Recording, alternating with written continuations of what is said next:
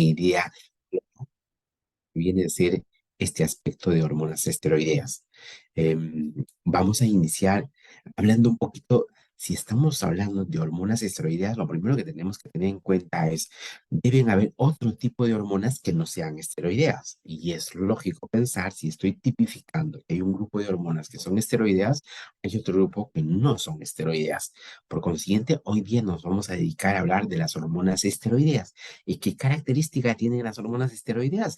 Tienen una característica de tener naturaleza lipídica. Las no esteroideas no son lipídicas y eso tienen otro mecanismo de funcionamiento, tienen otra naturaleza, tienen otro sistema de conectarse con las células a través de receptores de membrana, cosa que esas de acá no lo requieren.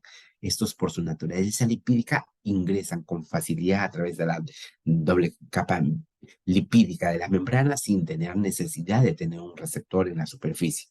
Eso ya empieza a diferenciarlos de manera importante. Vamos viendo algunos detalles que son muy relevantes para que ustedes tengan más o menos los asuntos relacionados a este tema. Esto es lo que yo les decía. Quiero ver si tengo acá el puntero que me ayude a ilustrarles a ustedes. Tengo acá, yo observo lo siguiente. Esto es la doble capa de lípidos que ya en la primera clase que tuvimos a inicios de este primer semestre, de este segundo semestre, les mostraba y les decía, esto es muy importante. ¿Por qué? Porque aquí era un punto de separación del medio externo con el medio interno, mejor dicho, del extracelular con el intracelular.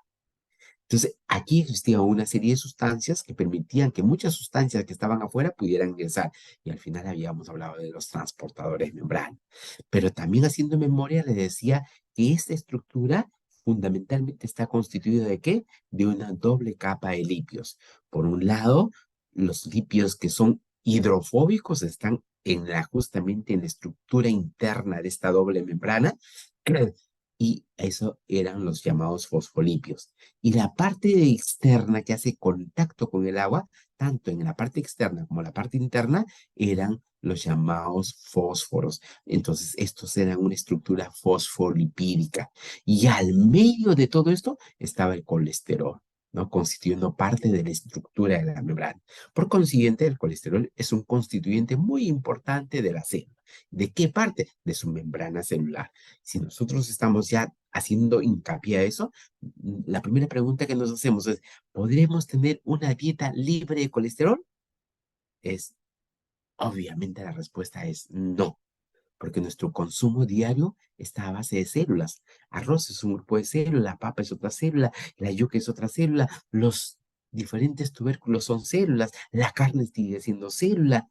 Al final, todas ellas tienen membrana celular, y si estamos diciendo que en la membrana celular hay colesterol, obviamente no podemos decir que nuestra dieta es libre de colesterol, porque no lo es. Pero en este grupo de colesterol hay colesteroles que tienen una naturaleza protector y otros que tienen una naturaleza de riesgo. Y esa que tiene naturaleza protector, en esta estructura de colesterol se le llama HDL y al otro le llaman LDL. Y estos son los llamados riesgos cardiovasculares. Mientras yo tengo más cantidad de HDL, mi corazón está más protegido. Mientras tenga más LDL, mi corazón de todas maneras está probablemente con cierto grado de afección. Y fíjense qué es lo que hace esto de acá. Esta es la luz de los vasos sanguíneos. Sí, pues la luz de los vasos sanguíneos por donde transita la sangre. Correcto, donde transita la sangre. Pero miren cómo se van pegando en las paredes de los capilares, de los vasos sanguíneos, se van pegando esta estructura lipídica. Y esa estructura lipídica es esta de acá. Por eso se llama colesterol malo, ¿no? Porque cada vez está achicando más la luz del vaso sanguíneo. Y cada vez achica más la luz del vaso sanguíneo y finalmente va generando un problema de isquemia y en algunos casos puede llevar incluso al infarto. Quien remueve todo esto es justamente es esto. Por eso le hablan de que este es un colesterol bueno, porque evita que se acumule esto y hace que el LDL al final sea nuevamente llevado hacia el hígado para que finalmente cumpla funciones metabólicas, mejor dicho, se metabolice dentro del hígado. Esto es importante recordarlo. ¿Dónde se encuentra el colesterol? Membrana celular, glúcidos cardíacos, ácidos y sales biliares, y aquí nuestro tema, en las hormonas. ¿Qué tipos? Las sexuales y las adrenocorticotróficas. Pero también ¿dónde? En los precursores de la vitamina D. Fíjense qué importante es esto, tener en consideración que el colesterol no es el malo de la película, siempre lo hemos visto como el malo de la película, pero carambas, el colesterol está constituyendo estructuras muy importantes como la membrana celular. También forma parte importante de este tipo de glúcidos cardíacos, forma parte importante de los ácidos y sales biliares que ustedes han, de todas maneras, han tenido que tener en alguna clase previa relacionado a la secreción hepática por vía biliar, pero también hormonas sexuales y adrenocorticotróficas. Y otro que tiene una naturaleza vitamínica previa, que es la vitamina BD, pero que cuando está en su forma activa se transforma en hormonas, que es el 2, el 1,25 dihidrocolecalciferol, que es la hormona que inicialmente era una prehormona, esta vitamina D. Que lo vamos a ir viendo secuencialmente. Fíjense acá, doctores, es interesante esto. Estructura del colesterol. Miren acá, ya simplemente van a tener una secuencia que es una secuencia larga de anillos, anillos acoplados, y finalmente secuenciados tienen en total 27 carbonos. Ese es el colesterol, ¿no? Hay tres anillos de naturaleza que tienen caracteres semejantes a las exosas, ¿no? Y uno que tenga una característica semejante a la pentosa, pero que finalmente en conjunto con este anillo alifático generan 27 carbonos. Esto forma parte de muchas membranas biológicas animales, pero también el colesterol se vuelve como precursor de hormonas esteroideas y ácidos biliares. Y esto puede, dos cosas, puede prevenir de la dieta o puede sintetizarse. Cuando se sintetiza a partir del acetilcoenzima A. Es una molécula aquí para ustedes y es archiconocida. Entonces, voy viendo que mi colesterol puede provenir de la dieta o, en su defecto, yo puedo sintetizarlo. ¿En qué circunstancias yo sintetizo? Cuando no viene con la dieta. Hoy día estoy en ayuno, mañana estoy en ayuno, pasado mañana en ayuno, por alguna razón X, no estoy comiendo 2 o 3 días, pero mi cuerpo tiene que seguir produciendo hormonas de naturaleza esteroidea. ¿Cuáles? Tengo que seguir produciendo testosterona, estrógenos, aldosterona, tengo que seguir produciendo aldosterona, tengo que seguir produciendo estructuras que van a formar parte de las membranas celulares en la cual el colesterol es importante, derivados de los ácidos biliares, todo eso tengo que seguir produciendo. Entonces, si no viene de la dieta, mi cuerpo tiene capacidad de sintetizar. ¿Ya? ¿Partiendo de quién? De este ácido colencima.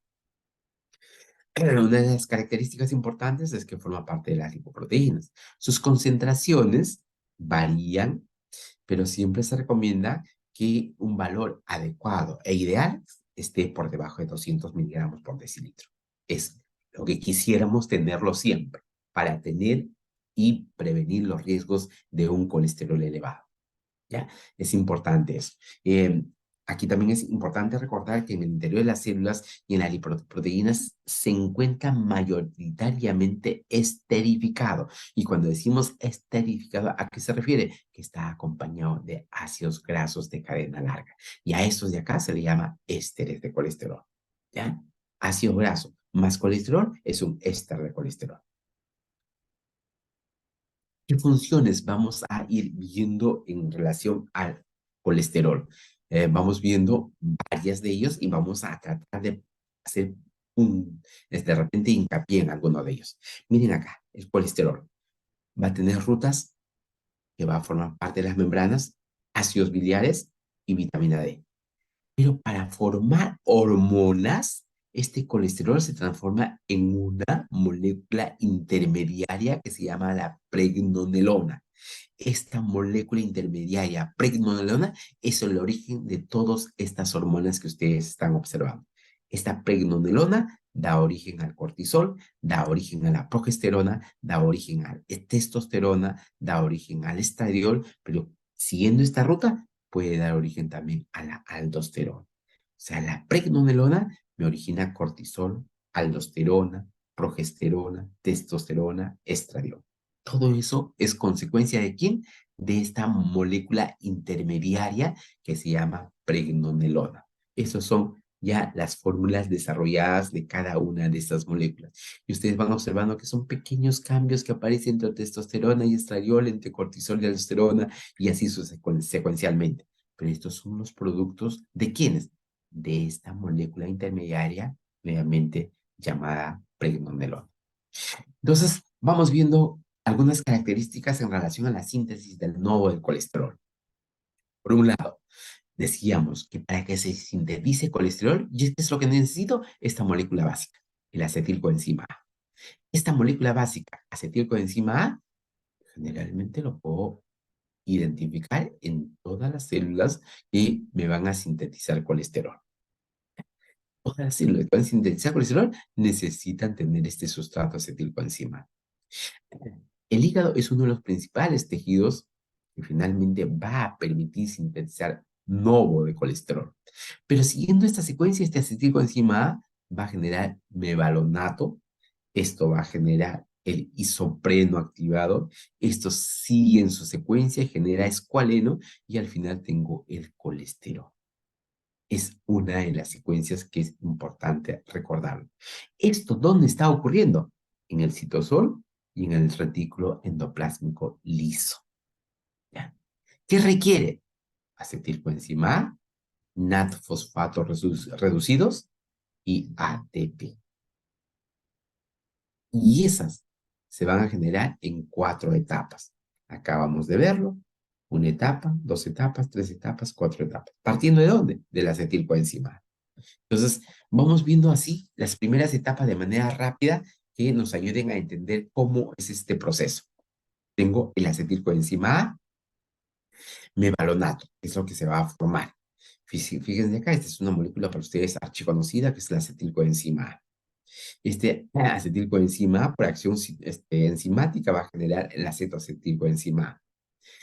Una vez que se ha generado esto de aquí, hay una hormona que es interesante, producción de enzima, que es muy interesante, que es esta de acá, el hidroximetilglutarilcoenzima A sintetasa.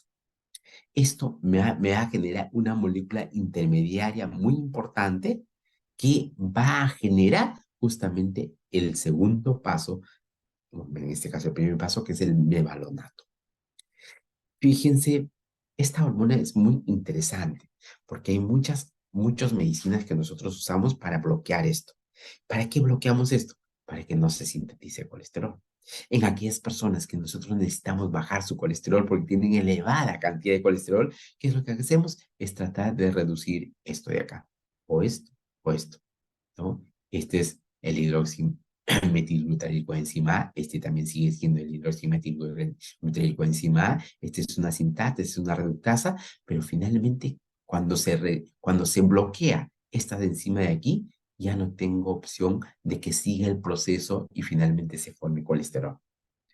La segunda etapa es del mevalonato a isoprenos activados. Tengo el mevalonato, tengo una serie de enzimas llamadas quinasas que me van a generar justamente esta molécula intermediaria llamada isoprenos activados. Y estos son los isoprenos activados. Para este proceso decíamos que hay alto consumo de energía. ATP, ATP, ATP. Se va a generar CO2 como parte del proceso, pero al final voy a tener estos isoprenos activados. Una vez que tengan los isoprenos activados, que es la tercera parte del proceso, voy generando una molécula que empieza a parecerse al colesterol. Fíjense ustedes, es una molécula aún todavía lineal, ¿no? Alifática, con dobles enlaces en muchas de las posiciones, pero que se van apareciendo ciertas características donde finalmente va a ciclarse para finalmente formar los anillos cíclicos del colesterol. Nosotros vemos esto de aquí, que esta es la cuarta etapa donde el escualeno pasa a colesterol. Fíjense de acá, empezaron en una molécula casi lineal, donde no había todavía anillos formados, y aquí es donde se forman todos estos anillos.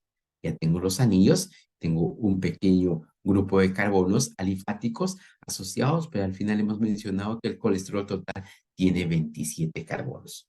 Es la forma cómo se genera el colesterol cuando el cuerpo necesita formar un colesterol nuevo. ¿Ya? Y eso es muy importante. En esta síntesis del colesterol hay muchos sitios de acción que son regulatorios. Y les recuerdo esto de acá que es importante recordar, ¿no? El hidroximetilglutarid o enzima reductasa. Decíamos, esta es una enzima muy importante para que el proceso continúe hasta formar los llamados, hasta formar los ésteres de colesterol o el colesterol en su forma básica. Esto se supone que esta es una enzima, entonces esto tiene un control regulatorio genético. Sí, y esto es lo que muchas veces puede estar afectado y yo puedo tener una molécula afectada, porque esto está de todas maneras regida por un gen que permite su transcripción. Pero como en muchos de los casos, siempre las enzimas reciben estímulos o reciben estímulos positivos o negativos, donde unos estimulan y otros lo frenan. Entonces, aquí observen, aquí la insulina es un estimulante para este tipo de enzimas. Eso va a favorecer que se forme bicarbonato, colesterol intracelular, se va a estarificar y va a tener los ésteres de colesterol. Fíjense la acción estimulante de la insulina. Pero al revés, el glucagón tiene un efecto contrario. Entonces, ¿qué es lo que hace? Suprime la acción del hidroximetilglucarid, eh, eh, hidroximetilglutarid coenzima reductasa. Entonces, esto de aquí es importante tenerlo en cuenta.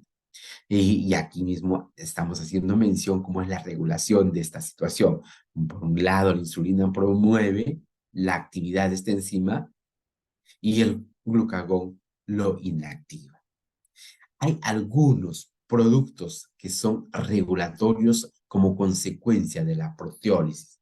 Estos son llamados metabolitos desconocidos, que también derivan de la acción del colesterol, pero estimulan una proteólisis enzimática. Las enzimas, no nos olvidemos, doctores, que la mayoría de las enzimas son proteínas. Y si son proteínas, pueden sufrir la acción de proteasas y la sección de las proteasas es romper un fragmento de la proteína que inactiva a esa enzima. Una vez que ya se produce este proceso eh, formación del colesterol, necesariamente necesita captar ese colesterol. Y para eso el colesterol va a tener receptores. No se olviden que el colesterol no se desplaza solo en el sistema sanguíneo. El colesterol se acompaña siempre de un grupo de proteínas y por eso a esto le llamamos las llamadas lipoproteínas. Y las lipoproteínas que ustedes han venido estudiando han sido el kilomicrón que se forma en el enterocito, también se habla del VLDL que se forma en el hígado, el LDL que es un fragmento del VLDL, el HDL y hay uno que le llaman también el IDL que es la lipoproteína de densidad intermedia. Pero de todas maneras, todos ellos, al final, mencionábamos que el LDL se produce en la periferia del cuerpo y finalmente este LDL va a tener receptores aquí en el hepatocito.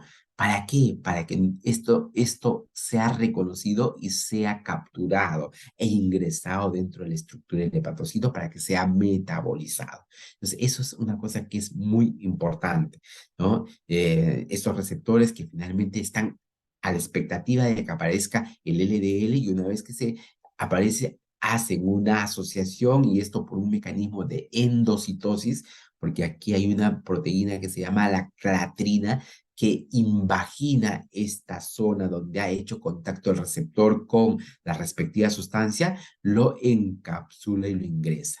Y una vez que ha ingresado, ya vienen toda una serie de sustancias que van a hacer lo posible para metabolizarlos.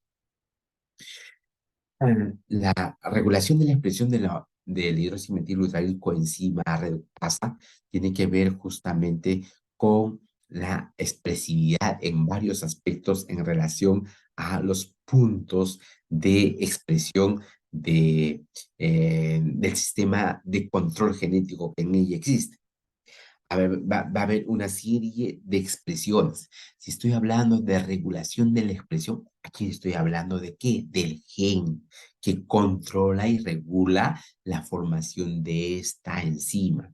Entonces, va a haber varios eventos que finalmente van a permitir que esto ocurra y que el gen se active. Una vez que el gen se active, pues genera, como siempre en todo proceso de activación, un ARN mensajero, una zona de lectura, el ribosoma. Una vez que el ribosoma hace la lectura, se produce el enzima cumple una determinada función, en este caso, estimulando la formación de colesterol. Justo en antes les hablaba y les decía que hay sustancias que son muy importantes dentro de la carrera médica que utilizamos para justamente frenar esa posibilidad de formación de ¿qué? De colesterol. Y esas son las llamadas estatinas. Estas estatinas son muchas. Aquí les he puesto unas cuantas, ¿no? Donde finalmente actúan tratando de bloquear a esta enzima que finalmente forma, ¿qué cosa? Forma las llamadas estructuras de colesterol. Entonces, eso va a ayudar muchísimo a qué? A que el colesterol baje. Baje el colesterol y eso es un indicador muy positivo en aquella persona que tiene el colesterol elevado y con ello aumentan los riesgos cardiovasculares. Entonces, recordar, porque no es una clase de farmacología, que hay un grupo de medicinas llamadas estatinas que se encargan de frenar la producción de colesterol endógeno. Esta excreción del colesterol, tal como se forma, tiene que eliminarse, ¿no? Entonces, el colesterol también se elimina por una ruta muy importante. El colesterol no se oxida en CO2 y en agua, como lo hace, por ejemplo, la glucosa. La glucosa, después de toda una serie de procesos oxidativos, está formando CO2 y al final se va a formar una molécula del agua, que es el agua metabólica, después del transporte de electrones en la cadena transportadora de electrones. Finalmente, el oxígeno se vuelve el último aceptor ¿de qué? De hidrogeniones y también de electrones, y por eso se forma agua. Pero con el colesterol no ocurre eso. Entonces, finalmente tiene que salir de alguna otra forma. Entonces, ¿cómo va a ocurrir su eliminación del colesterol? Es a través de esta de acá, de sales biliares. ¿Y por dónde? Por vía hepática, ¿no? Por vía hepática. El colesterol me va a formar ácidos biliares primarios. Tenemos el ácido cólico. Este ácido cólico va a generar ácidos biliares secundarios, el ácido desoxicólico, y estos van a conjugarse o de repente van a desconjugarse dependiendo de de la actividad de la estructura microbiota que normalmente nosotros tenemos en la estructura intestinal. Entonces, estos eventos que son necesarios para esta conjugación y desconjugación, en la cual participan dos aminoácidos muy importantes, uno es la glicina y otro es la taurina. Fíjense que ustedes, doctores, hasta el momento taurina no han utilizado para nada en ninguna de las partes que se habla sobre aminoácidos, porque esta taurina no forma proteínas, pero sí son importantes para otros procesos. En algún momento, si yo les he hablado, y en todo caso sus profesoras que hayan tocado el tema, nosotros tenemos muchísimos aminoácidos, ¿no? Y esos muchísimos aminoácidos son más de 400 aminoácidos que nosotros tenemos. El único detalle que de esos 400 solamente 20 constituyen proteínas y en esos 20 no está la taurina, pero esto sigue siendo un aminoácido que va a permitir generar conjugación o desconjugación en las estructuras que se van acoplando y generando el ácido glicocólico o generando el ácido taurocólico, que son parte de los componentes de los ácidos biliares. Y bajo esa forma, finalmente se elimina. Entonces, estamos viendo que el colesterol yo lo puedo producir, pero también ya sé cómo se puede eliminar. Y estoy produciendo, partiendo del novo, eh, hacia, acetilcoenzima A que hemos empezado, o en su defecto, porque yo lo estoy consumiendo, que viene de la dieta. Pero lo que viene de la dieta también yo tengo que metabolizarlo y luego excretarlo. ¿Cómo se excreta? A través de la vía biliar. Entonces, va a haber reacciones de esterificación del colesterol. Estas reacciones de esterificación pueden ser intracelular o también en la circulación. Yo tengo el colesterol dentro de la célula y se va a acoplar un ácido graso. Este ácido graso me va a generar un éster de colesterol. Yo tengo acá toda la estructura del colesterol y fíjense de acá se ha acoplado un ácido graso de una cadena que puede ser de 10, de 15, de 18, de 20 carbonos. Mucho, este R es muy variable, pero finalmente ya se formó el éster de colesterol. Esto es lo que decimos la acción sumatoria del ácido graso dentro de la célula por acción de quién? De esta enzima, la acilcoenzima colesterol aciltransferasa. Esta es la enzima que está permitiendo la esterificación del colesterol dentro de la célula. En la circulación, este colesterol también puede acompañarse de otra molécula que es, en este caso, el fosfatidilcolina, la lecitina. Este es una interesante estructura. En algún momento ustedes lo van a hablar cuando hablan sobre la molécula tensioactiva a nivel del alveolo pulmonar. Pero ¿quién participa para que esto ocurra? Esta de acá, que es otra enzima, el lecitin colesterol aciltransferasa, ¿no? Que me va a formar ésteres de colesterol que nos van a permitir generar la esterificación a nivel del colesterol. Eh, Estamos viendo que todas las hormonas esteroideas, sus orígenes están aquí, en el colesterol. Pero habíamos mencionado que hay una molécula que es intermediaria, y a esas moléculas intermediarias siempre se acompaña de un grupo de estructuras que se van a repetir de manera muy permanente. Esta es la estructura de las tres estructuras de anillos bencénicos que anteriormente les había mencionado, que tenían anillos que tenían características de estructuras de los núcleos de purina, o en algunos casos también semejando a los núcleos de la glucosa en su situación piranósica. Entonces acá tenemos el fenantreno, a esto se le llama fenantreno, ¿no? A esto le voy a agregar un anillo adicional y ahí tengo este ciclopentano. Pues es una molécula de 5 carbonos y por eso se llama ciclopentano. Es una estructura cíclica con 5 carbonos. Esto es el fenantreno y esto es el ciclopentano. Y cuando yo lo acoplo esto de acá, ¿qué es lo que estoy poniendo? Ciclopentano, que es esto de aquí, per hidrofenantreno, ¿ya? Que es la molécula básica que me va a permitir a mí hacer todas las secuencias relacionadas a las diferentes hormonas. ¿Qué hormonas debemos nosotros recordar y tenerlo muy claro en el proceso en la cual debemos hacer énfasis? Una de ellas, vamos yendo por órganos que no son de nuestro interés y decir, carambas, pues hay varios órganos en mi estructura corporal que al final sí tienen un rol muy importante. Los ovarios me producen hormonas esteroideas, estrógenos y progestágenos. El testículo también en su forma de testosterona. Las glándulas suprarrenales, también llamadas glándulas adrenales, me producen el aldosterona, cortisol y otra molécula que tiene una naturaleza androgénica, el dihidroepiandrosterona. Y la placenta también genera hormonas esteroideas. Entonces, voy observando, hay 4 órganos muy importantes en mi cuerpo que se dedican a producir hormonas esteroideas. Vamos viendo algunas de las características, cómo se clasifican, dónde lo encontramos y todo lo demás. Entonces, veamos, hay un grupo de hormonas que son las llamadas derivados de los glucocorticoides. ¿Cuáles son? El cortisol y la corticosterona. Dentro de los mineralocorticoides tenemos la aldosterona. Y fíjense que esto de acá está ocurriendo ¿dónde? En las glándulas adrenales. Pero en las glándulas adrenales también se producen hormonas esteroideas, por supuesto que sí, andrógenos y hormonas femeninas, como toda esta lista de andrógenos y toda esta lista de estrógenos, ¿ya? Pero adicionalmente, yo puedo observar de que también, partiendo de la vitamina D, yo voy a generar una molécula hormonal llamada calcitriol. El calcitriol también se le reconoce como el 1,25 dihidroxicolecalciferol, ¿ya? Esa es la vitamina activa, también llamada hormona, reconocida también con el nombre de calcitriol. Vamos viendo algunas de las características que finalmente vamos a hacer un poquito de recordatorio. Aquí ustedes tienen el ciclopentano, Y aquí teníamos, ¿qué cosa? El fenantreno.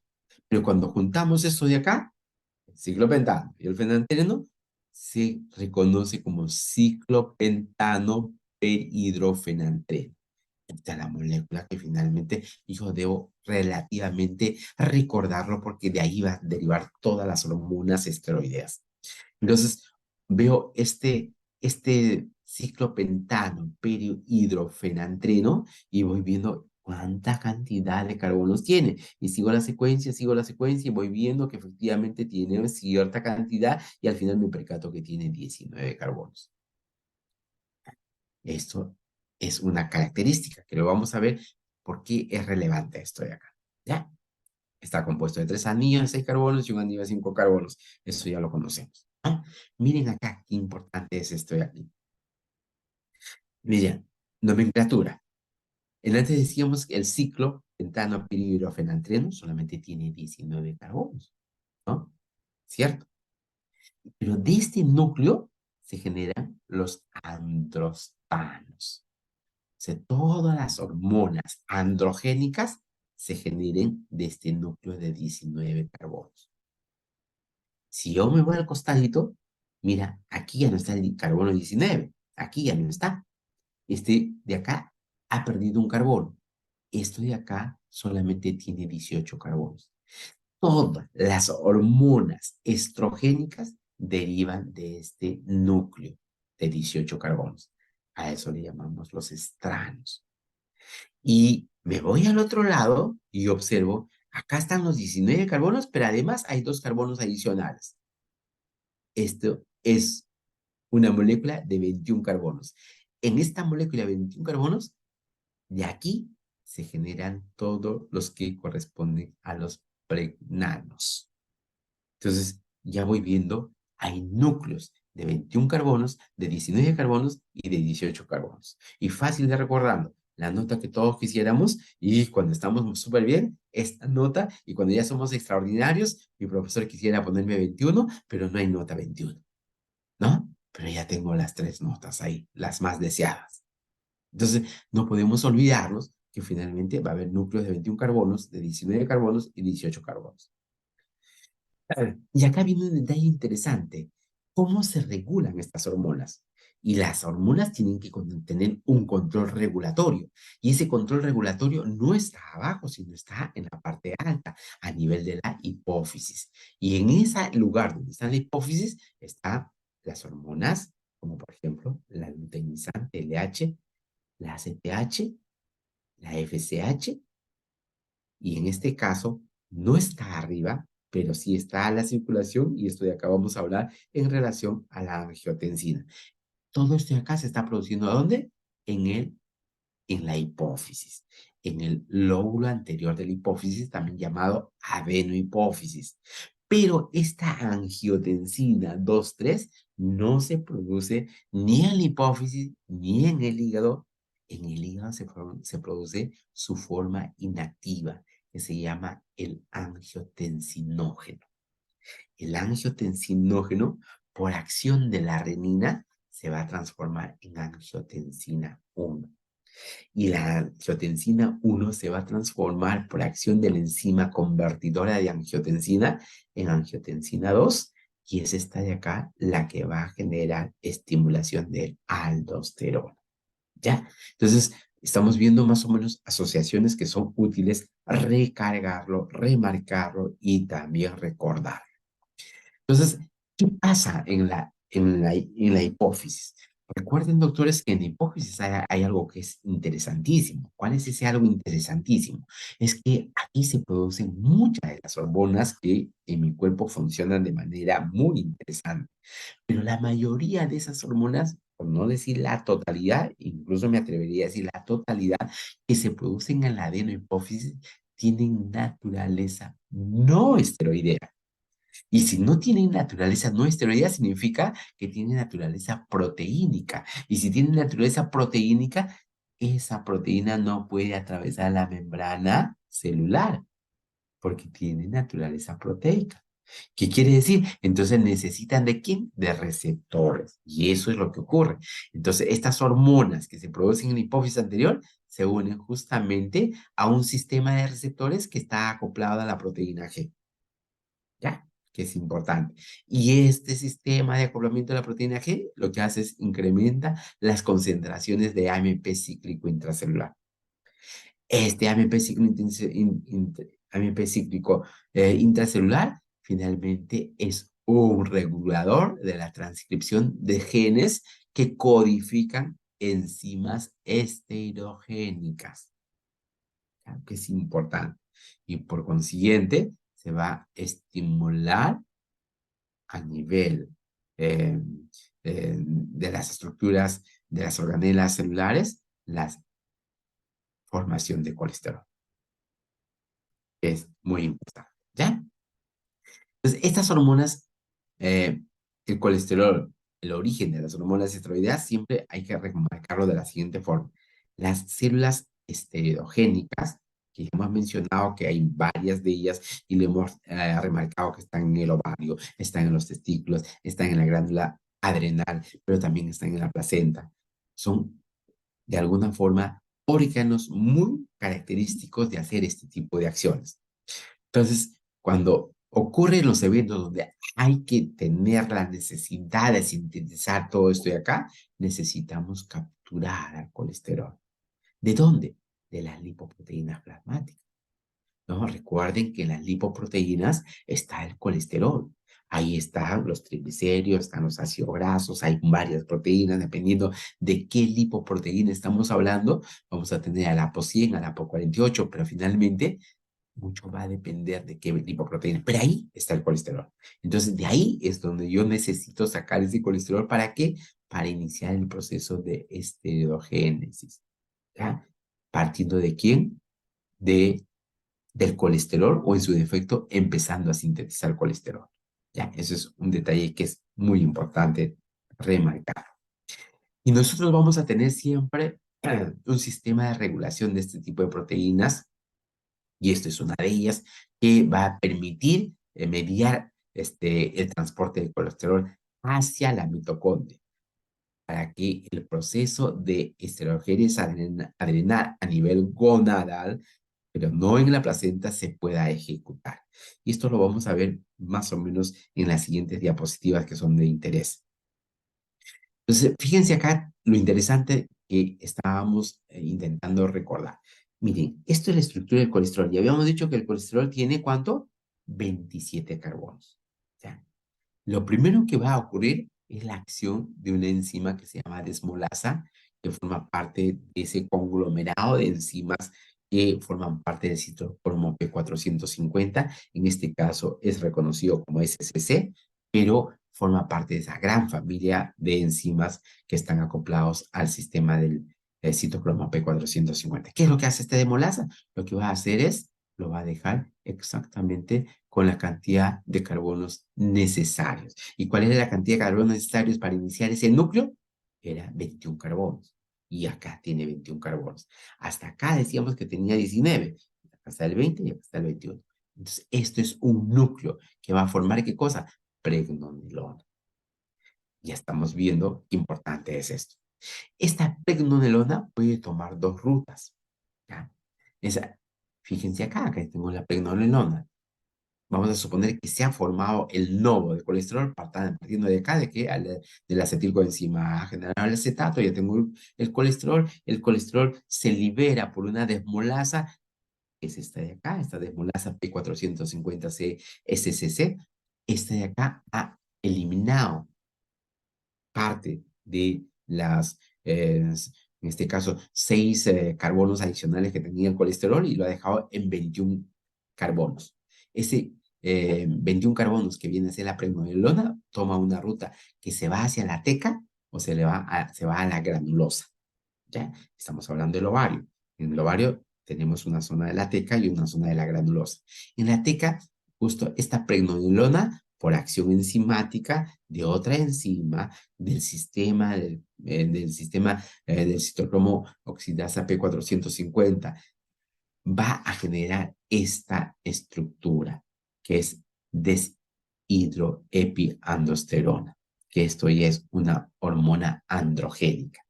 Pero aquí, cuando se va por la granulosa, se ha generado progesterona y esta progesterona, por acción de esta misma enzima que está al otro lado, también va a generar un producto de naturaleza progesterónica. Aquí se está formando un andrógeno y aquí se está formando un estrógeno. Pero fíjense aquí, vamos a tener la acción de esta enzima que va a permitir generar moléculas androgénicas. Venga de este lado o venga de este lado, finalmente se está generando moléculas androgénicas. Esta molécula androgénica me está generando testosterona. Esto es un sentido bidireccional por acción de esta enzima. Si por alguna razón yo no tuviera la aromatasa respectiva, esto se queda aquí. Y al quedarse aquí, si es una dama, lamentablemente empieza a tener justamente rasgos secundarios sexuales masculinizantes. ¿Por deficiencia de qué? De esta enzima llamado aromatasa o P450 aromatasa. Esta enzima va a permitir que estos andrógenos que tenemos encima se conviertan en estrógenos. Y esto es lo que le genera las características sexuales secundarias a las damas. Entonces, esto es la ruta metabólica, cómo se está formando estrona y estradiol partiendo de testosterona y androstenediona, que son hormonas androgénicas. Eh, y observen ahora otro este, escenario donde finalmente ya tenemos a la progesterona que se originó partiendo a la pregnenolona con cambios pequeños en relación a sus enlaces respectivos, en este caso al grupo de hidroxilo se conformó en grupo cetónico y al final voy teniendo algunos cambios en los enlaces, pero ya tengo la hormona, en este caso la progesterona. Esta ruta que finalmente estamos viendo lo vamos a repasar en una diapositiva más grande. Tengo acá la pregnenolona y fíjense, por acción también enzimática, ¿no? Voy a tener justamente a una, a una incorporación de un grupo hidroxilo, ¿dónde? En la posición del carbono 17. Por eso se habla de la 17 alfa-hidroxilasa. Y aquí en la posición del carbono 17, este es el 18, este es el 19, este es el 20 y este es el 21. En esta posición del carbono 17 se ha acoplado un oxidrilo y a eso se le llama 17 alfa-hidroxilasa. Ese acoplamiento de ese hidroxilo me está generando una nueva molécula que se llama 17 alfa-hidroxipregnenolona. Y lo vamos a ver en unos minutos, la importancia también que recae en ella. Ya tengo esta molécula previa que hemos visto que se ha formado, pues esto es una de las moléculas androgénicas muy importantes y de gran actividad hormonal. ¿Cómo surge esto de acá? Ustedes observen acá, mira, 17 alfa hidroxilasa que finalmente veíamos que estaba en esta posición, ¿no? Se está eliminando estos dos carbonos que normalmente formaban parte de la estructura de los anillos de 21 carbonos. Y aquí me quedo con el anillo de 19 carbonos. Y les decía que importante es recordar los anillos porque este es el anillo que me va a permitir generar todos los andrógenos. Se formó el primero, que es el dihidroepiandrosterona, pero esto me genera los otros adicionales andrógenos que son importantes recordar.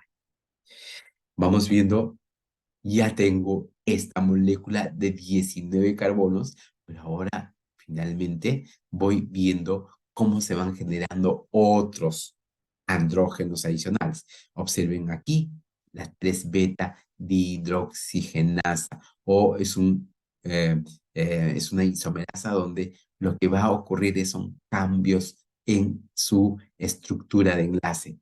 Oxidrilo por cetónico en la misma posición.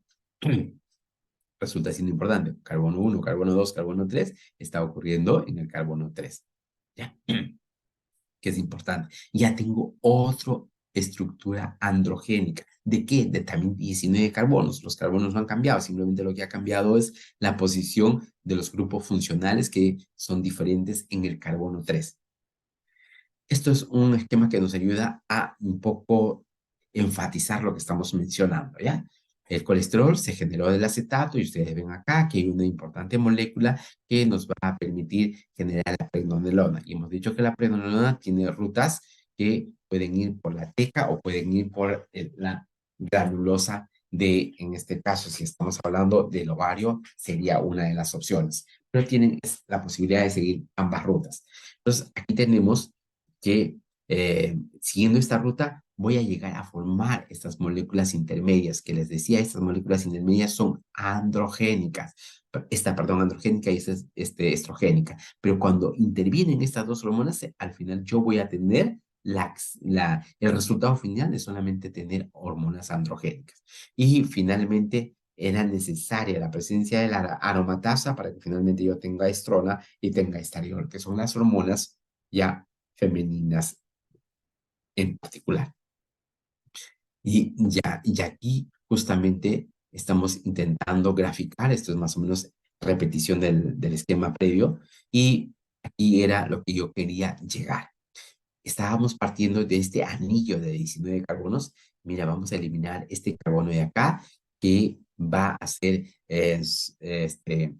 sacada por justamente la aromatasa, que es la 19 hidroxilasa.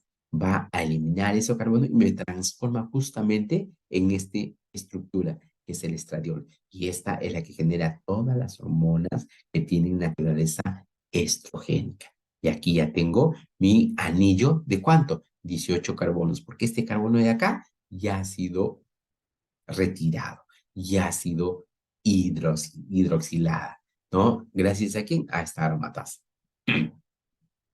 Y esto de acá tiene un rol interesante porque cuando lo vemos ahora en el ovario vamos viendo cuál es la importancia de cada una de ellas.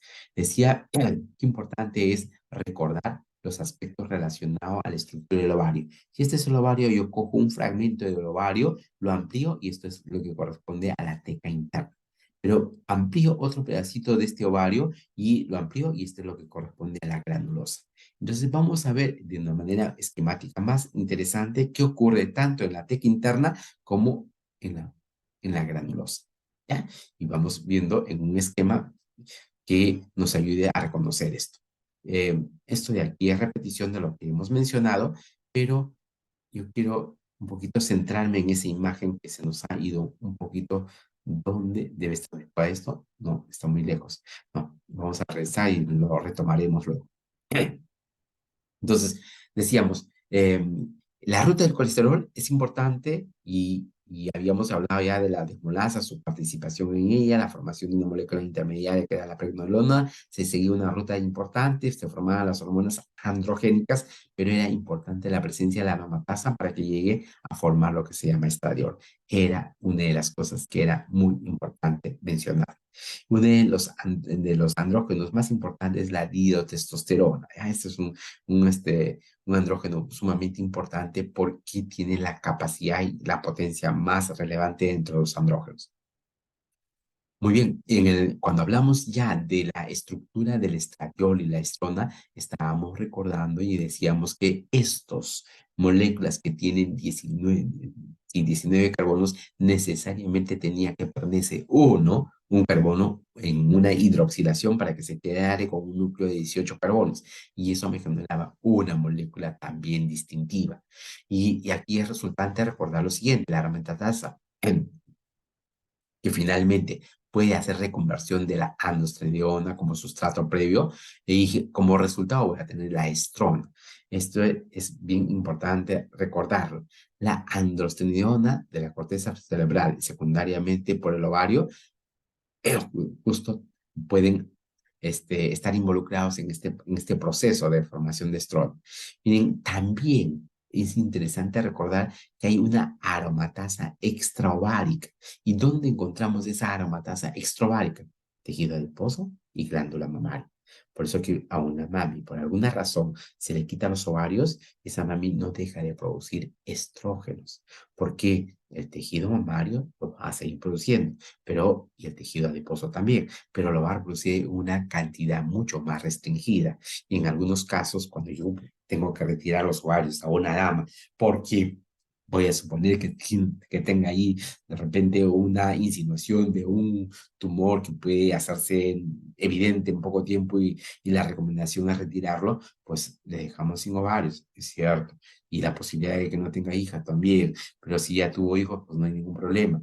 El asunto es de que si yo lo retiro esos ovarios, pues necesariamente, si es que la cantidad de aromatasa que tiene la madre no es suficiente, hay que darle suplementos de hormonas esteroideas, en este caso de estrógenos, cuando hay molestias llamativas a la falta de estrógeno que muchas damas pueden hacer. Entonces, esto es un gráfico que estamos nuevamente reproduciendo en relación a la aromatasa y la formación de las hormonas esteroideas finales. El estradiol es la hormona más representativa que tenemos dentro de los grupos de las hormonas femeninas. Esta es su naturaleza, su característica, que difiere de manera muy pequeña, con algunos cambios en los enlaces dobles de estos anillos, ¿no? Pero lo demás se conserva, exceptuando también el otro grupo funcional que presenta. Todos estos de acá están relacionados a formas distintas de este tipo de hormonas. Efectivamente, cuando hablamos de hormonas, la mayor parte de las estronas es convertida por esta sustancia llamada sulfotransferasas en 3-sulfato de estrona, que esto va a constituir el estrógeno circulante más abundante en la posmenopausia. Cuando nosotros tenemos que hacer dosaje de estrógenos en una dama que ya no está menstruando, que sus ovarios ya dejaron de funcionar, lo que vamos a buscar justamente es estrona. ¿Ya? La estrona es lo que va a estar circulando justamente cuando las mamis ya no están funcionando sus ovarios. Bueno, como decíamos, la producción de estradiol más importante en la posmenopausia es esta de acá, la estrona, ¿ya? Es importante. Y decíamos que la aromatasa lo va a encontrar en tejido adiposo, en tejido mamario, en el hígado, en otros tejidos igual en menor cuantía. Esta es una enzima también muy interesante que va a permitir transformar la estrona en estradiol. ¿Ya? Justo cuando nosotros vemos la variedad de sustancias que finalmente tenemos como hormonas de naturaleza esteroidea, hemos mencionado que hay algunos que son representativos y finalmente son muy relevantes en la vida de actividad ovárica que finalmente acompañen toda su vida reproductiva en una dama. Pero cuando ya pasa esa etapa, y el ovario deje de funcionar, aparecen otras sustancias también derivadas de moléculas previas, como en este caso la estrona, que nos van a indicar que estas son hormonas ya asociadas a la posmenopausia. Vamos viendo aquí algunas formas de control en relación a este sistema de eje de formación de estrógenos. En esto de aquí vamos a hacer hincapié a lo siguiente. Acá nos hablan del control de la producción de estrógenos. La producción de estrógenos durante la vida fértil de una mujer se halla bajo este control, el FSH y el LH. ¿Y estos están a dónde? En las estructuras de la hipófisis. Estos son hormonas hipofisiales. Pero decía que esto tiene naturaleza proteica. Acá tengo la hipófisis está en una parte anterior, está en la turca, que ustedes lo recuerdan, es parte de la estructura del esfenoides. Ahí se encuentra albergado esa hipófisis tiene dos componentes, una parte que es posterior y una que es anterior. La posterior tiene un control neurohipotalámico, mientras que la anterior también tiene un control hipotalámico, pero hormonal, mientras en el otro es un control neuronal. Entonces, aquí se producen una serie de sustancias. Dentro de esas sustancias está la LH y está la FSH. La FSH va a permitir que los folículos ováricos maduren y la LH va a permitir la eclosión de esos folículos maduros que llegaron a un periodo ya de madurez completa y pueda producirse la ovulación. Pero eso todo es posible gracias a que estas hormonas tienen receptores en las células. Si no tuvieran receptores no podrían actuar y tampoco pueden ingresar a la célula porque no le permite su naturaleza proteica. Entonces estamos viendo que el control de la célula está asociada a LH, me va a permitir que haya inducción de determinadas enzimas que son productores de progesterona y de andrógenos. Y esto ocurre justamente en esta zona. Esto es lo que finalmente voy a querer ampliar. Espero que se pueda ampliar esta imagen en alguna de las diapositivas posteriores. La degradación también es importante recordarlo, ¿no? El estradiol, estriol, la eliminación de los estrógenos comienza en el hígado con el ataque a esta posición, la 16-alfa-hidroxilasa, al estradiol para producir estriol. El estradiol genera estriol por acción de esta enzima de la 16-alfa-hidroxilasa. Esta reacción es irreversible. ¿Y esto está ocurriendo dónde? En el hígado. Veamos aquí, es interesante esto. Regreso al anterior, no nos olvidemos de dónde se origina el estriol, el estradiol, ¿ya? Es un cuestión de nombres que un poquito pueden confundirse porque se parecen mucho.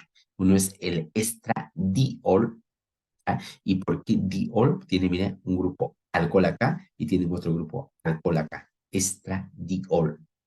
Entonces, eso me puede hacer fácilmente recordar. En cambio, aquí ya es estriol. Y si me dicen triol, significa que tiene un grupo alcohol, dos grupos alcoholes, tres grupos alcoholes. Estriol. Estriol. Entonces, finalmente, esta es una molécula importante para ver cómo se elimina esto. Ya tengo el estriol, un alcohol, dos alcoholes, tres alcoholes, estriol. ¿Cómo se inactivan y cómo se eliminan esto? Uno, este estriol en la posición 3 se sulfata, o este estriol 3 se glucoroniza, o este estriol en la posición 16 se sulfata, o se glucoroniza en la posición 16. Fíjense por qué, lo menciono todo esto, doctores, por una sencilla razón. Sulfatar o glucoronizar el estriol en posición 3 o 16 me va a permitir inactivarlo y eliminarlo. El 20% se elimina por bilis y el 80% por orina. Y ya sabemos de dónde se originó el estriol, del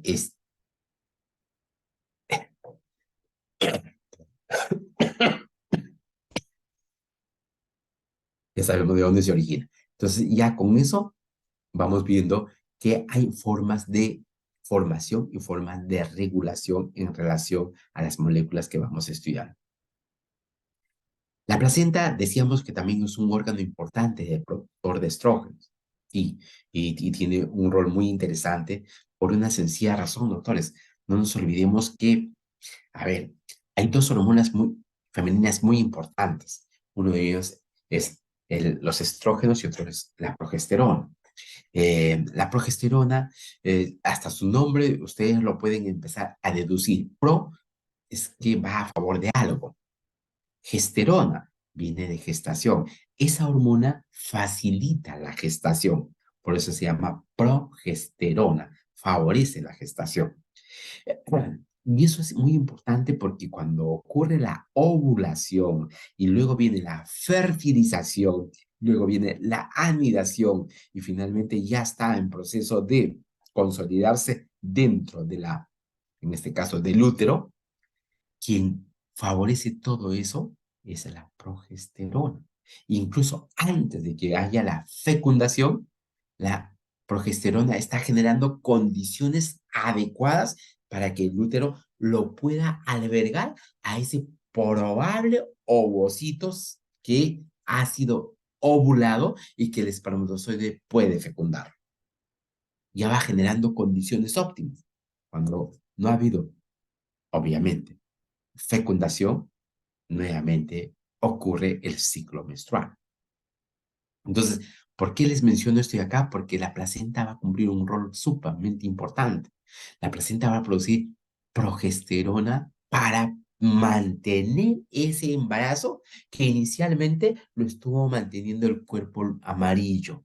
El cuerpo amarillo, después de la eclosión, pues se forma el cuerpo amarillo produce en el ovario los primeros días, primeras semanas, para que el embarazo prosiga.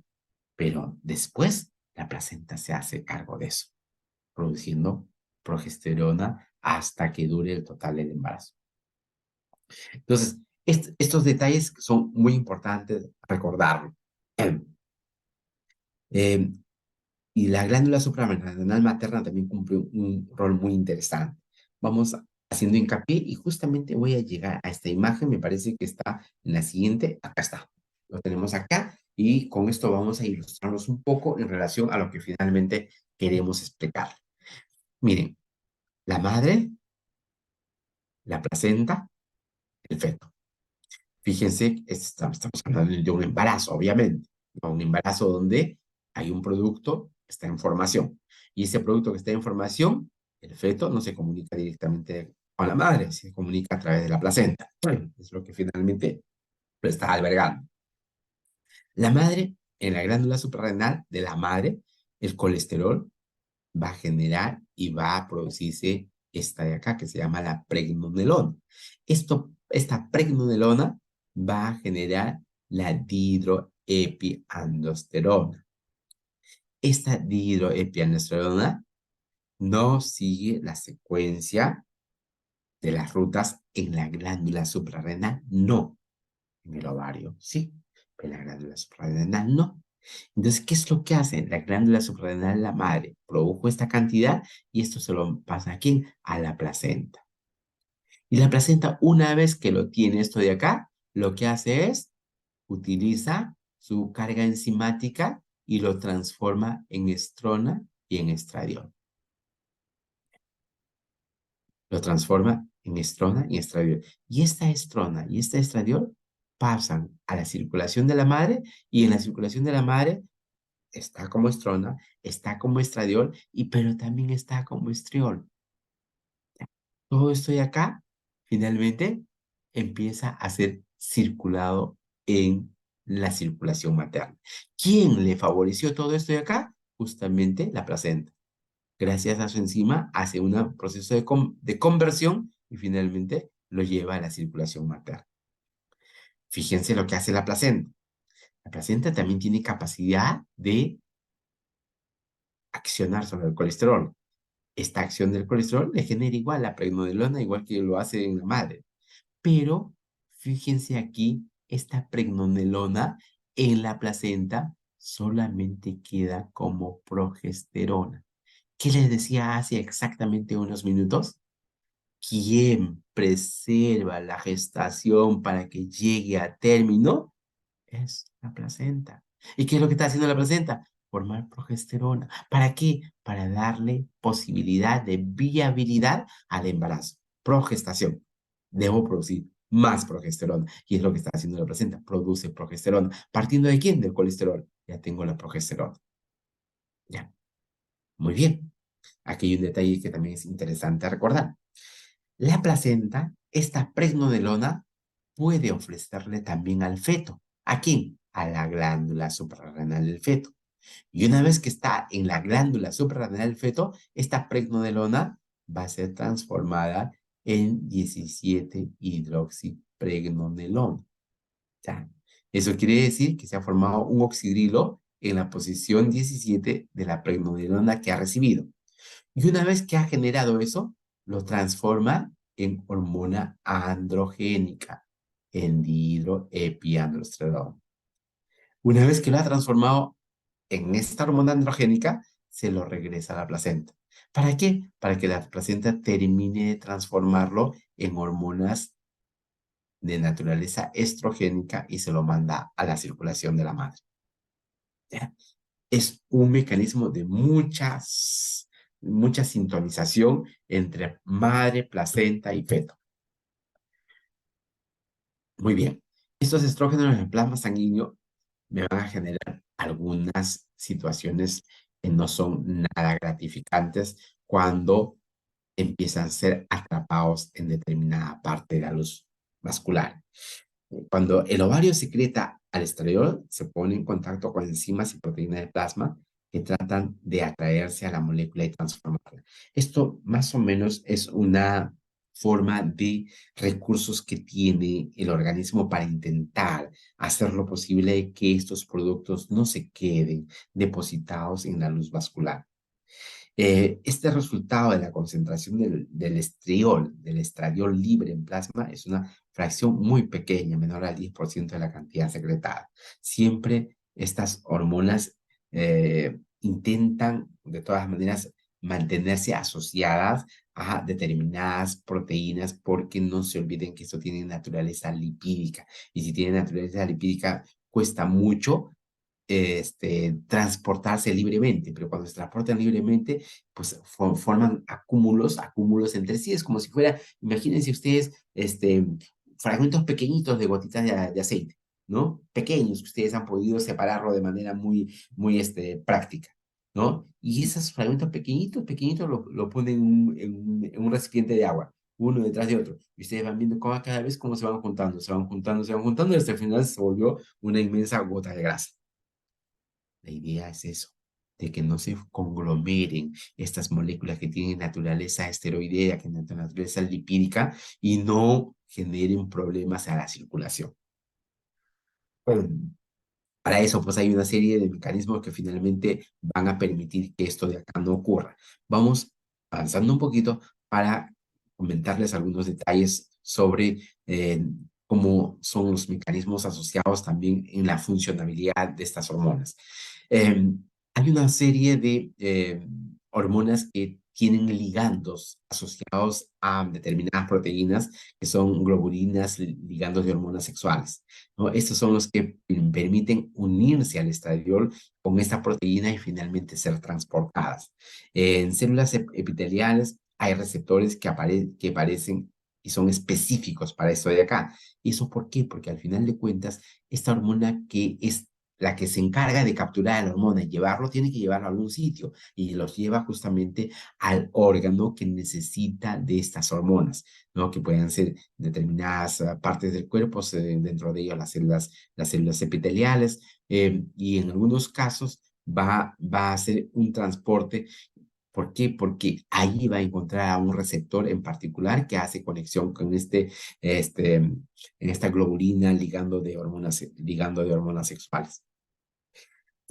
La unión también puede estar asociada al albúmina. El albúmina es una proteína muy importante, y es una de las proteínas circulantes que tenemos en mayor cuantía, y es una proteína inespecífica, que no solamente transporta una cosa, transporta bilirrubina, en algunos casos transporta algunas medicinas, como por ejemplo los llamadas sulfas, ¿no? Pero también en este caso está transportando hormonas sexuales, ¿no?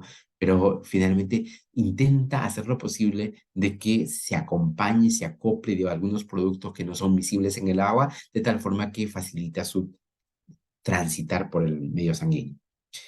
Los testículos van a tener un comportamiento muy semejante, parten del colesterol, se genera una molécula intermediaria que es la pregnenolona, y continúa toda esta ruta hasta formar la testosterona, que esto es uno de los gráficos que ya varias veces lo hemos presentado. También esto va a ocurrir a nivel de la corteza adrenal. La corteza adrenal, ustedes observen, este es el riñón, y encima de este riñón está la glándula suprarrenal, por eso se llama suprarrenal, porque está encima del riñón. Esta glándula suprarrenal va a tener una característica. Si yo hago un corte de esta glándula suprarrenal, observo que hay una parte externa que se llama corteza y una parte interna que se llama médula. En esta parte medular están las llamadas catecolaminas. Acá se produce la adrenalina, se produce la noradrenalina, dopamina, y esos detalles que están asociados a estos neuropéptidos. Pero en la corteza yo voy a tener tres fases, tres zonas bastante identificadas. Una de ellas se llama glucocorticoides, la otra se llama mineralocorticoides, y otro se llama, bueno, acá no lo han puesto, pero se llama la zona reticular. Esta es la zona glomerular, la zona glomerular, fascicular y reticular, pero es lo que vamos a verlo probablemente en una de las láminas posteriores. Esta síntesis de hormonas esteroideas tiene un regulador que es justamente el hipotálamo. El hipotálamo va a producir ¿qué cosa? El factor regulador de hormonas corticotróficas. Una vez que llega ese factor a la hipófisis produce la ACTH, que es la hormona adrenocorticotrófica. Una vez que produce eso, pues va a la glándula suprarrenal. ¿Para qué? Para que se produzca cortisol. Es la forma como funciona esta glándula. Y les decía que la glándula suprarrenal tiene tres zonas bastante reconocibles o regiones. Una es la región glomerular, otra es la región fascicular y otra que está la región reticular. Glomerular, fascicular, reticular. Todo esto parte de forma de la corteza. Y la parte de la médula, que es esta de acá, aquí están produciéndose, ¿qué cosa? Las hormonas, los neuroproductivos como adrenalina, noradrenalina, que son las llamadas catecolaminas. ¿Qué se produce en la zona glomerular? Aquí es donde se produce la aldosterona. En la zona fascicular, ¿qué se produce? Aquí es donde se produce el cortisol. Y en la zona reticular, ¿qué se produce? Se producen las hormonas sexuales, ¿no? Entonces, ya vamos identificando, más o menos tengo esta zona, tengo la zona fascicular, glomerular, reticular. Y en la zona fascicular, ¿qué se produce? Cortisol y corticosterona. En la zona glomerular, la aldosterona. En la zona reticular, la androstenediona. Este es uno de los eh, productos previos para las hormonas androgénicas. Entonces, todos estos siguen patrones muy semejantes. En la zona fascicular, glomerular, reticular, se forma la hormona, el sustrato intermediario importante que se llama pregnenolona, y todos van a seguir rutas un poquito distintas dependiendo de qué enzima están actuando sobre ellas. Pero ya sabemos, fascicular está relacionada con cortisol y con corticosterona, glomerular con la aldosterona, reticular con la androstenediona. Los mecanismos de acción son relativamente sencillos y muy comunes para todos. Lo primero que tienen que hacer, primero hay que especificar en qué tejidos están generándose estas hormonas esteroideas bajo la presencia de receptores intracelulares. El mecanismo incluye, primero, difusión de la hormona esteroidea a través de la membrana celular. Pues la hormona esteroidea no va a tener ningún problema para difundir la membrana celular por las características de doble capa lipídica que presenta. Esa hormona esteroidea se une a su receptor. Ese receptor puede estar en el citoplasma o puede estar dentro del núcleo. Una vez que hay esa interacción complejo hormona-receptor, va a acompañarse a ubicar una parte del ADN nuclear. ¿Para qué? Para que se genere una síntesis a través de un mensajero, que en este caso es el ARN mensajero. Ese ARN mensajero pasa al ribosoma y el ribosoma se encarga de hacer la lectura. ¿Para qué? Para que se produce la síntesis de proteínas y de esa manera tengamos el resultado final que estaba codificado en el ADN. Ilustrativamente, acá tenemos hormona esteroidea, receptor, se acopla, una vez que se acopla, una vez que está acoplado, buscan en el ADN el sitio donde necesitan activar. ¿Para qué? Para que se produzca el RNA mensajero, y una vez que sale el RNA mensajero del núcleo, va hacia el citoplasma y acá se produce la traducción y finalmente se produce la síntesis. Como decíamos, esta hormona esteroidea puede tener un receptor en el citoplasma o puede tener un receptor dentro del núcleo. Pero sea cual sea el sitio de su receptor, al final necesitan acoplarse. ¿Para qué? Para buscar el punto donde van a activar al ADN. Bien. Fíjense, estos son los lugares donde finalmente pueden activar esas diferentes hormonas. Eh, la progesterona, ¿dónde actúa? Se ven acá, actúa en el espermatozoide, también actúa en los huesos, en los osteoblastos, en las células granulosas, en los ovocitos. Voy viendo los estrógenos, ¿dónde están actuando? También están actuando en las células endometriales, están actuando en los osteoblastos, neuronas, células musculares, adipocitos. Me voy a la hormona mascular, hormona sexual masculina, y digo, caramba, ¿dónde se actúan? Osteoblastos, macrófagos, linfocitos, célula próstata, célula ocular. Yo quiero más o menos con ustedes ilustrarles la importancia que tiene esto. Y miren, acá veo osteoblastos y veo osteoblastos. Entonces, caramba, todos actúan sobre los osteoblastos. Sí, pues, todos actúan sobre los osteoblastos. Y por ahí viene la gran necesidad de saberlo.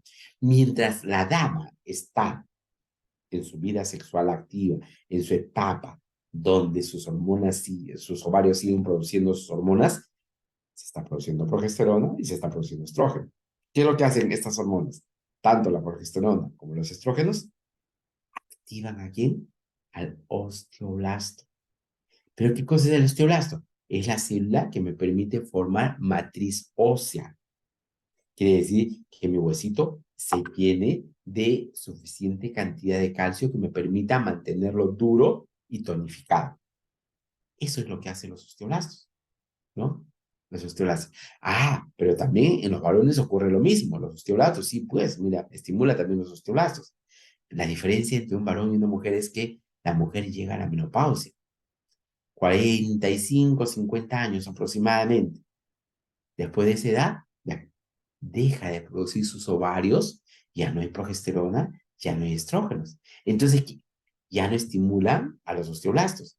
Y como ya no estimulan a los osteoblastos, recuerden que en nuestro organismo siempre hay un equilibrio de aquellas cosas que forman y de aquellas cosas que destruyen. Si los osteoblastos son células que forman matriz ósea, hay otras células que destruyen esa matriz ósea, que son los osteoclastos. Entonces, cuando debería haber un equilibrio, pues por ausencia hormonal, los osteoblastos ya no me producen. ¿Y qué es lo que va a predominar? La acción de los osteoclastos. Y por esa razón aparece justamente el proceso de calcificación mayor en una dama que llegó a la menopausia. Cosa que no ocurre con quién? Con los varones. Los varones al producir testosterona de manera regular generan estímulo permanente a los osteoblastos. Por eso que es raro que los varones lleguen a procesos de osteoporosis como lo hacen más fácilmente las damas, porque la testosterona que todavía el testículo sigue produciendo le sigue estimulando los osteoblastos y eso hace de que finalmente no tenga la posibilidad de tener una descalcificación más fácil que una dama. Pero no todo es color de rosa. La testosterona, ¿qué es lo que hace? Estimula la célula próstata. Sí, pues. Y por eso que nosotros los varones, en una determinada edad, nuestra próstata crece, se hace más grande. Y con eso que tenemos, problemas miccionales, más difícil de orinar, se hace muy complicado. Muchas veces hay que operarnos. Pero no solamente eso. Cuando estas células de la próstata empiezan a degenerarse y se forma un tumor prostático, estas hormonas lo que hacen es que siga creciendo más rápidamente ese tumor. Cuando alguien tiene cáncer de próstata, lo primero que se hace, dependiendo de la evaluación pertinente, es hacer lo posible y quitarle los testículos. ¿Para qué? Para que ya no siga produciendo testosterona. Para que ya no siga estimulando y que las células de próstata sigan creciendo. Entonces, como decíamos, no todo es color de rosas. Hay cosas que finalmente tenemos que pasarlo de alguna otra manera en la situación de varón, pero también hay algunas cosas que nos favorecen, como el caso del estímulo permanente a los osteoblastos. Entonces, esta molécula ya le hemos hablado reiterativamente, la pregnenolona, que es una molécula que es posterior a la formación del colesterol, pero precursora de muchas hormonas esteroideas. La progesterona, ya hemos mencionado, que es una estructura que corresponde a un núcleo de ¿cuánto? De 21 carbonos. Y acá tengo 10, carbono 18, carbono 19, 20, 21, y esto es la molécula o el núcleo básico de la progesterona. La aldosterona, ustedes observen acá también, tiene una característica muy importante, pero aquí se va sumando algunos grupos funcionales que lo diferencian, pero también tiene una estructura de ¿cuánto? También de 21 carbonos. Acá hay un grupo metilo, pero finalmente el total corresponde también a una estructura de 21 carbonos. La testosterona, si ustedes siguen observando de acá, aquí corresponde ¿cuánto? A un núcleo de 19 carbonos.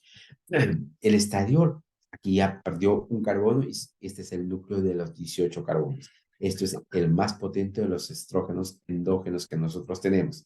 El cortisol es un grupo corticoide, al igual que la aldosterona que tenía 21 carbonos, esto también tiene 21 carbonos, ¿ya? con unas diferencias importantes. Sabemos que la aldosterona se produce en la zona glomerular, esta se produce en la zona fascicular y tiene que ver mucho con algunos eventos fisiológicos que son adaptación al estrés, la presión arterial, el manejo de sodio en relación a electrolitos del sistema vascular.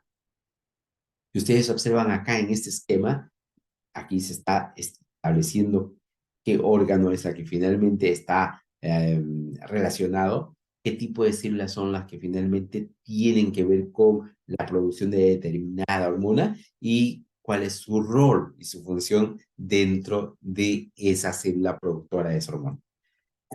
Y aquí lo mismo también, estamos abriendo los tipos que finalmente pueden ser las hormonas que están vinculados, el órgano que finalmente está siendo estimulado, que se llama tejido diana primario, qué órgano es el que estimula y los efectos que finalmente se generan. Como ejemplo, glucocorticoides, su hormona, el cortisol, la cortisona y corticosterona. ¿Dónde actúan? En el músculo y en el hígado. ¿Qué es lo que hacen? Catabolismo proteico, gluconeogénesis. Favorecen esos eventos. Esto de aquí es un tema que es importante remarcarlo por dos razones que son muy necesarias, que es, cuando hablamos de hipogonadismo, estamos hablando de estrógenos en poca cantidad. Hipo es poco, gonadismo de hormonas gonadales disminuidos. Entonces, cuando hablamos de hipogonadismo, estamos hablando de estrógenos bajos. Pero los estrógenos bajos pueden estar por dos motivos. Uno de ellos, hipogonadismo hipogonadotrófico. Quiere decir que no hay estímulo de FSH y LH. Entonces, el estímulo es pobre, por eso hay hipogonadismo. O sea, los ovarios no producen nada porque no le llega ningún estímulo. A eso se le llama hipogonadismo hipogonadotrófico. Pero yo puedo tener hipogonadismo, quiere decir que mis ovarios no me producen nada, a pesar de que recibo un gran estímulo, hipergonadotrófico. Hay gran cantidad de estímulo, pero mi ovario no me funciona. Aquí justamente hay dos eventos clínicos muy importantes recordarlo. Uno, cuando este hipogonadismo hipogonadotrófico tiene origen en el hipotálamo o tiene origen en la hipófisis. Cuando tiene origen en el hipotálamo, se llama síndrome de Kallmann, es uno de los nombres que tiene, cuando es congénito. Y cuando es adquirido, esto de acá es lo que finalmente vamos a ver en los casos de los llamados anorexia nervosa. Aquella dama que se ve gorda, a pesar de que está flaca, se ve gorda, eso se llama trastornos de su apreciación personal y sigue pensando que está gorda y cada vez se autolimita más de consumir y cada vez baja más de peso y tranquilamente podemos estudiar toda la anatomía ósea porque son hueso y pellejo. Esta de acá es un hipogonadismo hipogonadotrófico adquirida, la que estamos hablando de la anorexia nervosa. ¿Ya? Cuando es de origen hipofisiario, hay uno que es totalmente fisiológico, que es la hiperprolactinemia, y esto se ve muchísimo en quienes, en aquellas mamis que están gestando. ¿Ya? O sea, hay poco estrógeno, sí, pues. ¿Por qué? Porque hay mucha prolactina que está, de alguna otra manera, bloqueando la producción de estrógenos y es una forma también de control de una probable gestación, a pesar de que recién puede tener unos meses postparto la dama. Va a haber otro que se llama hipogonadismo hipergonadotrófico. Quiere decir, hay poquísima cantidad de estrógenos, pero gran cantidad de estimulación hipoficiaria, donde el FSH es mayor de 40. Esto ocurre en dos eventos, en uno que se llama fallo ovárico precoz y en otro que se llama disgenesia gonadal. En ambos ocurren estos eventos. Fíjense acá estos pseudohermafroditismos, tanto masculino como femenino. Tienen toda la apariencia de qué? De ser mujer. Ustedes observen, ¿no? Se le nota parte de la vulva, los senos un poquito más más llamativos, tienen aparentemente un orificio vaginal, pero esto de acá es un detalle que cuando hacemos lo que se llama el cariotipo de esta persona es XY. O sea, genéticamente es un varón, pero este varón de todas maneras ha adoptado caracteres sexuales femeninos porque hay resistencia a las hormonas androgénicas y no hay estimulación, es una de las razones. Y si ustedes son muy observadores, ustedes van a notar que aquí, en esta partecita, está abultado. Igual que en este lado de acá, también está abultado. Y eso justamente son sus testículos que no han descendido. Se quedaron a medio camino, son testículos afuncionales y por eso que la feminización de este varón biológico se hace evidente. Este caso, se ven pilosidades en muchas partes del cuerpo, ¿no? Cara, tórax, extremidades, y ustedes ven aquí, hay un relativo crecimiento aparentemente peniano, pero que finalmente no lo es. Este que tiene apariencia masculina es un XX, es mujer. Y este que parece pene no es un pene, este es una hipertrofia clitoriana, ¿no? Que también tiene esta característica en este llamado pseudohermafroditismo femenino. Al final de cuentas, doctores, siempre hay situaciones tan raras que eso no se ve así, con mucha facilidad. Yo en mi vida personal solamente he visto por relato de las cosas que pasaron en la vida del internado, pero de ahí no le he vuelto a hablar más. O sea, no son nada frecuentes. Entonces, esto de aquí va a ser un repaso rápido porque voy a repetir lo mismo solamente con un enfoque diferente que vamos a hablar esta parte de lo que estamos ya casi concluyendo. Hormonas esteroideas, estructura básica, 3 anillos de 6 carbonos, un anillo de 5 carbonos. 27 carbonos el total de la estructura del colesterol. Decíamos que esta nomenclatura es importante porque yo voy a tener núcleos de 21 carbonos, que eso estoy acá, núcleos de 19 carbonos, que eso estoy acá, núcleo de 18 carbonos, estoy acá. De los núcleos de 21 carbonos, voy a obtener los llamados los pregnanos. 19, los andostanos, 18, los estranos. Al final, este proceso de esteroigénesis va a generarse con mucha, eh, eh, mucha vitalidad siempre en los ovarios, ¿no? Generando la producción de 3 clases de esteroides, estrógenos, progestágenos y andrógenos. El ovario, a diferencia de la glándula adrenal, es deficiente en esta 21 hidroxilasa y la 11 beta hidroxilasa. Estas dos enzimas lo vamos a también enfatizar porque son importantes en este proceso. El número de carbonos de colesterol ya hemos mencionado que es de 27 carbonos, pero este proceso finalmente se va a ir cumpliendo siguiendo esta secuencia de datos que ya lo hemos repetido y vamos a hacer mención esto solamente haciendo hincapié de cómo es el mecanismo de difusión. Decíamos, difusión, doble membrana, no hay problema. Según su receptor, el receptor va a generar un complejo y ese complejo activa el ADN, se produce el ARN mensajero, esto va a los ribosomas y finalmente tenemos la proteína. De manera ilustrativa, hormona, su receptor, esta hormona, receptor, en una parte del ADN, va a generar una transcripción, esto sale del núcleo, va al ribosoma y ahí se produce la traducción y finalmente la proteína respectiva. Es lo que normalmente se da. Los estrógenos, finalmente, ¿cuál es la función de estos estrógenos en los diferentes órganos sexuales o asociados? A estar en útero y órganos sexuales, trompa, mamas, esqueleto, metabolismo y depósito de grasa, distribución del piel. Todas esas características son características de los estrógenos. ¿Qué es lo que hace la progesterona? En el útero, promueve actividades secretorias en el endometrio durante la segunda mitad del ciclo. Está preparando al útero para que pueda anidar cuando ha habido fecundación.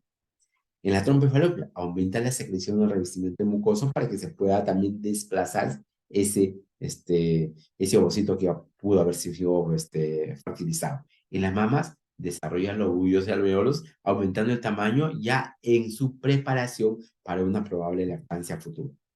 Es lo que hace la testosterona. Caracteres sexuales primarios y secundarios, hay una distribución del pelo, es totalmente diferente a la distribución de una dama, la voz, la piel, el desarrollo de acné, desarrollo muscular, crecimiento, todo esto está asociado a la testosterona. Estos tienen que ver mucho con algunas interleuquinas que han sido asociadas en su formación y su valoración en relación a este tipo de sustancias. Decíamos que estos son los órganos que finalmente están muy vinculados en la formación de hormonas esteroideas. Gónada, suprarrenal, placenta, sistema nervioso, todos ellos de todas maneras tienen el influjo de estas hormonas esteroideas, tanto a nivel de tejidos periféricos como a nivel del sistema nervioso central. Esto es la ruta que ustedes ya lo conocen, que no voy a redundar, que ha sido en los ovarios, en este caso, en el testículo, en la proyección anterior, en este caso en los ovarios, que también ustedes ya lo conocen. Esto es en las suprarrenales, que son esos tres fascículos diferentes, generando hormonas distintivas. Ya hemos mencionado que la progesterona es responsable de la preparación del organismo para el embarazo y eso es vital para que sea viable. Fíjense toda esta secuencia de diferentes enzimas que están participando. En total son 10 enzimas que participan desde la formación del colesterol hasta la formación de estas hormonas finales, ¿no? Esto es la lista completa de todas las enzimas que participan. Algunas pueden ser más relevantes que las otras, pero igual su presencia es necesaria para llegar al producto final que finalmente es el objetivo cuando estamos en ese proceso de síntesis. Vamos a hablar así de manera rápida sobre vitaminas liposolubles, que también es un tema que finalmente nos han invitado a desarrollarlo. Y esto es sumamente sencillo. Vamos a hablar de justamente 4 vitaminas diferentes, el A, D, I, K y E. ¿Qué importancia tienen estas vitaminas? Pues, recordando un poquito la clasificación, para nosotros es muy importante. Sabemos que son micronutrientes que son aportados con la alimentación diaria y que finalmente cumplen roles importantes. La clasificación son liposolubles y hidrosolubles. Como estamos en el capítulo de lípidos, pues vemos los asuntos relacionados a las liposolubles. Estos se almacenan en la grasa y en el hígado. Sí, efectivamente se almacenan en ellas, ¿no? Hemos mencionado que para que estos generalmente puedan mantenerse y darse, siempre esto es fácil de reconocerlo. ¿Por qué? Porque su naturaleza lipídica favorece de que tenga conexiones muy fáciles con toda la estructura de las membranas lipídicas celulares. Vamos a ir viendo cómo es este evento de transporte. Fíjense ustedes, de acá yo tengo aquí el enterocito, pues este enterocito no necesita para estos ácidos biliares no conjugados ingresar sin dificultad. Tienen dificultad los que tienen conjugados, los que están acoplados a determinadas proteínas que no les permite su acceso, ¿no? Y esto normalmente va a ocurrir en la célula y finalmente sale a la sangre para ser transportado hacia el hígado. Estas son las diferentes moléculas asociadas a la vitamina A. En esta partecita de la vitamina A, ¿cuál es el rol más importante de la vitamina A? Ustedes, de todas maneras, han tenido en algún momento ya la posibilidad de hablar de repente sobre la célula de la retina. En la célula de la retina hay una serie de proteínas, dentro de ellos están los conos y los bastones. Estos conos y los bastones también son importantes en la posibilidad de adaptación a los cambios de luminosidad. Si ustedes van a un cinema y han llegado un poquito tarde, y lo primero que van a observar es la pantalla brillosa y obviamente todos concentrados en lo que van viendo en la película, pero ustedes apenas llegan van a tener que ponerse a un costado porque no ven absolutamente nada de las butacas, ¿no? ¿Por qué? Porque justamente es la que nos va a permitir empezar a adaptarnos en este proceso de ambientes un poquito menos iluminados, es justamente estas proteínas que hemos mencionado. Pero aquí la vitamina A cumple un rol muy importante. Si nosotros pasaron unos escasos minutos no reconocemos las butacas, ahí vamos a preocuparnos un poquito porque probablemente estemos haciendo lo que se llama ceguera nocturna. Quiere decir que no hay vitamina A suficiente que me está permitiendo adaptarme al escenario que yo debería adaptarme en escasos minutos, ¿no? En algunos casos segundos. Pero al no haber, voy generando un problema en lo que se llama reconocimiento en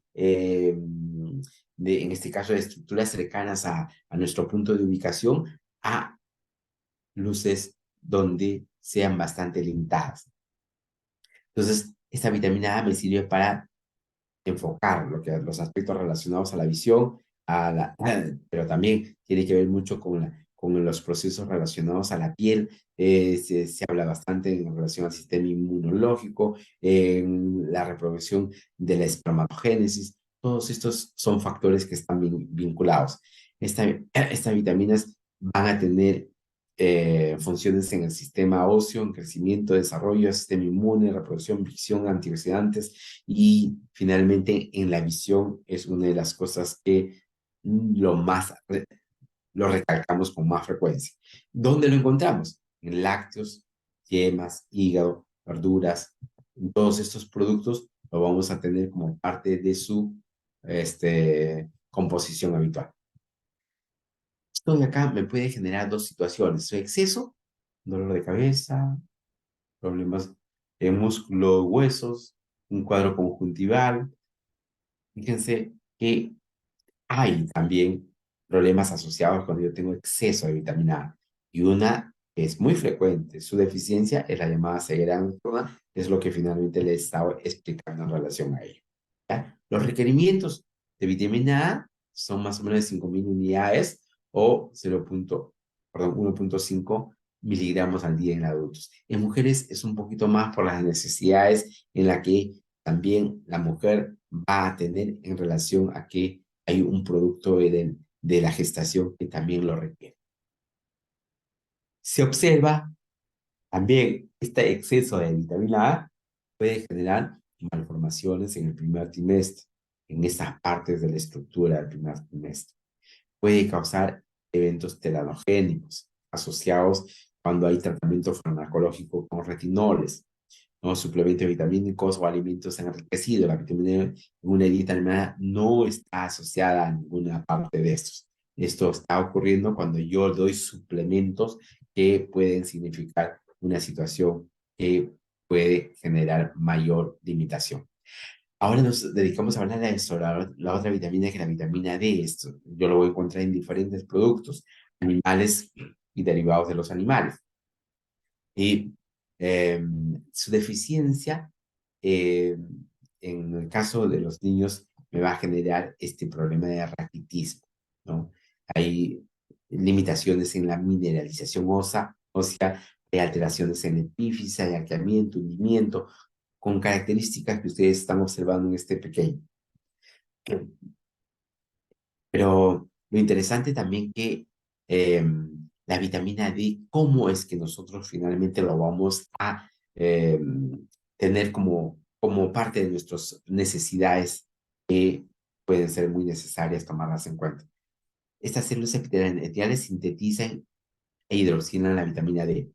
Va a haber una regulación de la capa externa de creatinizada de la piel, tiene un efecto paracrino. Ustedes saben todas esas características que forman parte de la piel y que también en la vitamina D está inmerso en estos. Entonces, el primer factor que me va a permitir a mí tener conexión con una estructura viene a ser la vitamina D y que está en la piel, justamente el primer estímulo para que la vitamina D tenga factor hormonal es la luz ultravioleta, ¿no? Esa luz va a permitir generar cambios en esta vitamina D que va posteriormente ir generando sustancias que van a luego migrar al hígado, luego al riñón y van a tener un efecto hormonal.